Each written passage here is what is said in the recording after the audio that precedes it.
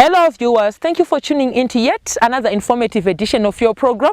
This is Agricultural New Directions, Agribusiness, and my name is Zadzamatura. Today we are coming to you from Mashonaland West. We are here in Doma South at Mr. and Mrs. Chirau's farm, where we are seeing a beautiful establishment of the sugar bean crop. We are talking of issues surrounding food and nutrition. We are talking of issues surrounding trade imbalance, export growth. And here we are in Doma South with a farmer who has managed to establish a 10-hectare crop of sugar beans, which is beautiful. As you can see, each and every plant has the full pod size and the expected amount of pods through good fertilization programs and good chemical application programs. I have taken the liberty of inviting Mr. Dennis Simbe. He is a specialist and agronomist here in Zimbabwe. He is with Zadzamatura. Stay tuned.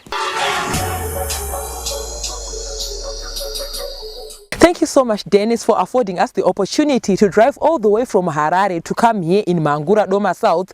We are here at Mr. and Mrs. Chirau's farm, where we are looking at a beautiful establishment of the sugar bean crop. It is a pleasure having you with us today. Thank you, Wadza. Yes. As we get into our discussion, Dennis, yes, what kind of a variety was established here? What variety is it? Wadzana, this is Noah 45, established here at Matanga Kunwa farm. Okay. And it's a 10-hectare block of Noah 45, the bio-fortified sugar bean crop. Okay. Dennis, you just said that the bio-fortified sugar bean crop. What does it mean to the farmer out there or an aspiring farmer who also wants to get into sugar bean production? This Noah 45, it's a crop that is bio-fortified with other nutrients which were found to be lacking, okay, in our other varieties, that the conventional varieties that we had. Okay. So this one is bio-fortified with nutrients such as iron and manganese, okay, which is very important for our children and the pregnant women. Okay, thank you so much, Dennis. Indeed, agricultural advancements keeping in mind the pregnant women and the growing kids. We are here in Mangura Doma. It is an area that is well known to receive good rainfalls. Yes. It has rich soils, rich red soils. What type of, in terms of soil conditions, what are those, what are they should be like in terms of a farmer to establish sugar beans? Noah 45, chirimwa chinoda kurimwa muivhu ratingati rakanyatso kutsetseka, okay, riri well drained, okay, risingajenge mvura. Okay. So basically we are talking of a wide range of soils, but they should be well drained. Yes. Okay. Dennis, standing in here, when can you say this crop was established? We have early farmers or late farmers. When can you say this crop was established? Because if you look at it, every plant, each and every plant has a good amount of pods. Some of it is even lodging due to many pods on it. It is a very good crop which is going to bring in good yields. This 10-hectare block we are seeing here of Noah 45 was established on the 7th of February. Okay. And it's entirely rain-fed. Okay. It was never irrigated. Yes, you can see. Okay. So we urge our farmers to be timers when they establish these crops. Okay. For sugar bean, I would say the window period for establishing sugar beans would be your late January, from about mid-January to mid-February. Okay. If you are talking of a rain-fed. But if you are irrigating, then you can start mid-February, going into end of March for some areas. But in the high field, we urge farmers to be done with all their planting by end of February. Yes. I want us to talk about the fertilizer regimen or the type of fertilizers that are required when establishing the sugar bean crop. We understand that you might have from basal to top dressing. What are those and the quantities required per hectare? Wadzana beans chirimwa chisingadi fertilizer ane uwandu unoenderana nedzimwe mbeu. Okay. Dzakafanana sedzefodya, matapiri kana chibage. Sugar beans inoda fertilizer iri pasi. Zvakaita sepanapa tirikuona baba naamai Chirau wakashandisa 250 kgs per hectare. Okay. Kazhinji tenge tichikurudzira kuti semurimi unenge uchinyatsokuziva mbeu yauchada kurima. Saka tichikurudzira kuti ongororesa ivhu. Ukanga waongororesa ivhu uchinyatsoudzawo namazvikokota vaya kuti ndiri kuda kuzorima mbeu yakati. Iwo wakanga waongorora kudya kwagara kurimo muvhu.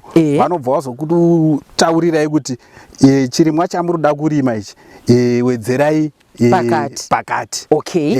Pane dzimwe nguva tinogona kutaura sebeans tinoziva hedu kuti kubva pa200 kuenda pa250 kana kuri kumajecha dzimwe nguva kusvika ku300 kgs, asi zvinenge zvichida tiri guided nemaresults anenge abuda pa soil analysis. Dennis is tichida kuwedzera ipapo wadza chirimwa chakaita sesugarbeans tinogona kuita yaya toti crop rotation. Handiti kutevedzana kunenge kuchiita mbeu dzedu. Tikabva munenge makarimwa zvakaita sematapiri, mbatatisi handitika, mapotatoes aya, munosara yatoti residual fertilizer. Tinokwanisa kurima sugar beans tichitoshandisa residual fertilizer inenge yasara pamapotatoes. Kana kuti uwandu hwefertilizer yatetakuisa here tinenge tadzikisa. Saka it's also important in our line of rotation kuti tiri kuziva kuti mbeu dzedu dzichateedzana sei. Hatigoni kuti titi tabvisa beans todzokorora beans kana kuti tichitevedzana nenzungu. Kana tabvisawo kana zvakaita sefodya takuuya tichitevera nebeans, and pane kumwe kudya kunenge kwasara kunokwanisa kuzoshandiswa nebeans oderedza cost yedu pamafertilizer atichaisa. Thank you so much, Dennis. Speaking to effective cost management, where you are saying after the removal or the harvesting of potatoes, you can come in with your sugar bean, because potatoes leave the residual fertilizers and you won't spend much on fertilizers, given that the potatoes would have left some fertilizers in the soil. Moving right along, Dennis, as we round off this segment, I want us to talk of the chemical application regimen. Standing in here, I was very pleased. You can see that it is a weed-free crop. You cannot see any weeds. As we are standing in here, it is headed towards senescence. We have the full amount podding is done, but still there is no weed, any trace of weed in this crop. There are a chemical application regimen in terms of herbicides, insecticides, pesticides. What are those and how can they be used rates per hectare? Wadzana chirimwa chebeans chatiri kuona panapa ichi wambotaura kuti dzimwe mbeu dzakutodonha nekuremerwa nepodding, zvichireva kuti pane goho richabuda pano. Goho iri rakatobva musi wakatanga kudyarwa mbeu panapa, musi wa7, even before paland preparation yavo ndokwakatotanga goho, zvichireva kuti wanga waine target yield yawanga wakaema, kubudikidza nezvataiwatsanangurira kuti mbeu iyi inokwanisa kutipa up to 3 tons per hectare. Asi 3 tons dzinobuda chete kana paine zviga zvinenge zvatevedzerwa. Zviga zvacho ndo zvinosanganisira kubva pane yatinoti dressing. Mbeu iyi ichidyarwa inoda kuti tidresse nefungicide yakaita seapron star kana sethyram, kuitira kuti tichengetedze mbeu yedu kune yatinoti early season pest, kune tumbuyu tumwe tunenge twatogara turimo muvhu. Saka tikagara tatuita mbeu yedu tagara tatorapira dambudziko iroro. Tobva ipapo tine fungicides atinoshandisa. On that note, Dennis, on fungicides, I'm going to have to cut you short. We have to go on a short commercial break. On that note, viewers, we'll return in with the second segment of your program with the fungicide topic. Stay tuned.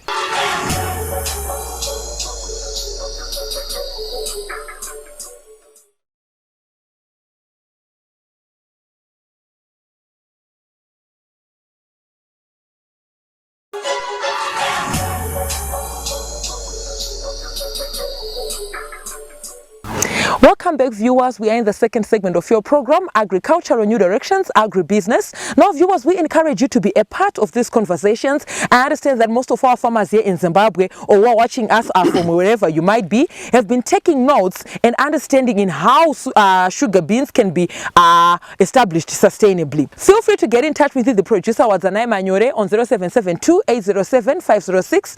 Alternatively, you can like our Facebook page, Agribusiness with Wadzanai. Make a follow-up on this episode episode and more on our YouTube channel, Agribusiness with Wadzanai. We are also available on Twitter, and our Twitter handle there is at agribusiness110. Now, earlier on, before we went to the break, Dennis was going to take us into the fungicides that are used in sugar bean production. Welcome back, Dennis. We are in the second segment of your program. Thank you, Wadza. Yes, you were talking of fungicides. Can you take from there? Right, Wadzanai, on fungicides we have got a wide array of fungicides that we can use on sugar beans, and we can classify them into the preventative and the curative ones. And some they've got both mode of action, curative and preventative at the same time. Right. I'll talk of copper oxchloride. Copper oxchloride mushonga watinoti tikange tadyara beans dzedu tinofana kupinda tichipfapfaidza pamashizha zvisinei nekuti maane chirwere. Apa tiri kudzivirira. That's the preventative part of it I was talking of. Asi atishandise iri copper oxchloride yega, ndagopa semuenzaniso. Inoda kuti tinge tine umwe mushonga wakaita kana semangosepu tichichinjanisa mishonga yedu kuti svondo rino tinogona kupinda necopper oxchloride, svondo rinouya topinda nemangosepu kana kuti diethen M45. Asi hazvirevi kuti ndo yega mishonga yatinokwanisa kushandisa semapreventative, iriko yakawanda. Toenda kuti dzimwe nguva patinenge tichispraya paya mapreventative aya tati hazvinei nekuti maane chirwere kana kuti hamuna, tikuda kudzivirira. Asi tinofanira kuita iya inonzi scouting. Tichigara tichipinda mumunda tichiita diagonal cross cutting mumunda, tichinyatsopenengudza tichitarisa pamashizha kuti hapana zvirwere zvaapo here. Tikaona paane zvirwere taakuda mishonga ine curative effect yakaita sana tebuconazole, ndo yatoita kupinda tichishandisa. Speaking of herbicides, Dennis, like I had highlighted in the earlier segment, I spoke of this field being weed free. What kind of herbicides can be used in a sugar bean production, and how are they applied? Alright, mishonga yakawanda zvakare ipapo Wadza yatinokwanisa kushandisa pa sugar beans. Ine maklasi zvakare akasiyana siyana. Tine atinoti ma pre-emergence, yekuti tadyara mbeu yedu, mbeu nesora zvese hazvisati zvabuda, tinokwanisa kubva tangoti tichingopedza kudyara tisati tadarika mazuva anoita 3 tobva tapinda nemishonga yakaita kana sejuwa magnum uri kupa semuenzaniso, tobva tapfapfaidza wobva warindira sora riri muvhu richada kuzobuda riya. Tikange tisina kushandisa mishonga yakaita sema pre-emergency iwayo, tinokwanisa kuzopinda neatinoti ma early post or late post emergency herbicides zvakaita semuenzaniso sekubeans ikoko ndogona kupa muenzaniso wemushonga watinoti bendazone. Unokwanisa kuuraya ma broad leaf, masora ese emashizha akapamhama aya, tinokwanisa kumacontrola tichishandisa bendazone. Thank you so much, Dennis, for giving us this kind of knowledge. Moving right along, Dennis, I want us to talk about the plant population of sugar beans per hectare, which leads to the expected yield per hectare. What is it? That is a very important aspect on sugar bean production or any crop. The issue of plant population. Ugoni kuti uise maoko muhomwe uchiti ndine 10 hectares beans asi dzine madzinda akati rimwe apo kunge plantation. You won't get the yield. When we are talking of the potential yield of NOAA 45 of 3 up to 3 tons per hectare, one has to pay attention to detail, which also includes the issue of plant population. So how do we get that plant population? We are talking of the spacing, both your inter-row and in-row spacing. The ideal inter-row spacing is between 45 kuenda kusvika 60 centimeters. Depending also on the soil type, right? And then our in-row, we are talking of between 7 centimeters to 10 centimeters from plant to plant. So the expected plant population per hectare, we are talking of 300 to 350,000 plants per hectare. Okay. Those no kwanisa kutipa go ratiri kutaura. Finally, Dennis, we have come to the end of this segment. I want us to talk to issues surrounding handling. We are looking at farmers as we are headed towards senescence. We are also headed towards harvesting. Handling issues, your sentiments on that?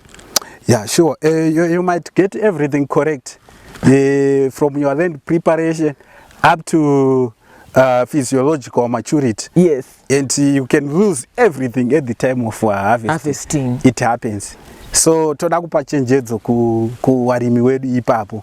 Zvinobatanidza futi nhau yanambotaura a timing of planting. Yes. If you look at this season, we are receiving some unexpected rains. Very true. Yeah, the season, it's very erratic. Very erratic. So if you go in very early with your sugar beans, say in November, December, by this time you will be harvesting. And if you don't have proper handling facilities, you lose your harvest. Yes. So you need to have proper shades.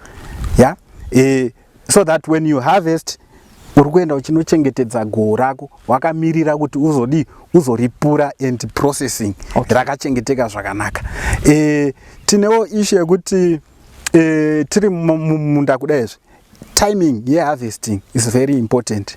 When we are doing our hand harvesting, dzinokwanisa kuita yatoti shattering, pot shattering, kuputika kuya goo rinogona kusara rese mumunda. Saka tinofanira kutarisa kuti mamiriro ekunzi akamira sei, achiri mangwanani, kuchiri nekadowa kamutsawa kake, ndopatinoya tichidzura beans dzedu tichidziisa kana patete tichiisa paplastic kana kuti patende kana kuti tobva tadzitakura todziendesa kushedi. Dzimwe nguva tinogona kudzipurira mumunda hadzinetse beans, tikadzidzura tikadziisa paplastic kana patende, dzikaswera dziripo kuchipisa kumazuva rovira kana mangwana acho tinokwanisa kupura tochengetedza goo redu. Thank you so much, Dennis. There you heard it, viewers. This is Dennis Simbe here coming to you with how to handle your sugar beans so that you avoid post-harvest losses. On that note, we are going to go on a short commercial break. We'll be right back with this and more in the third and final segment. Stay tuned.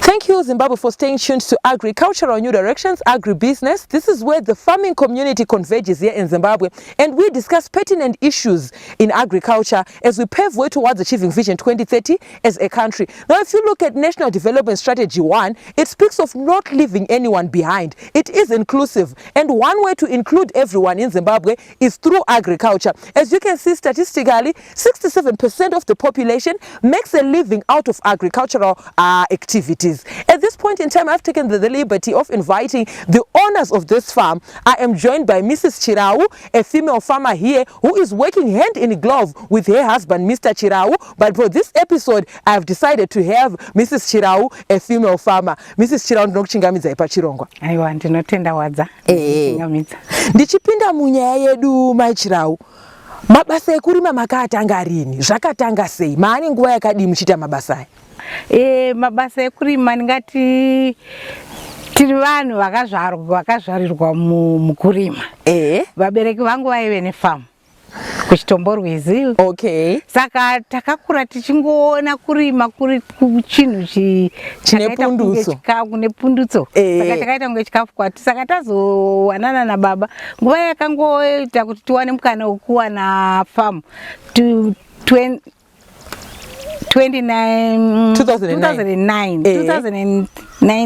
is it 2099 2099 takamba tangogrebha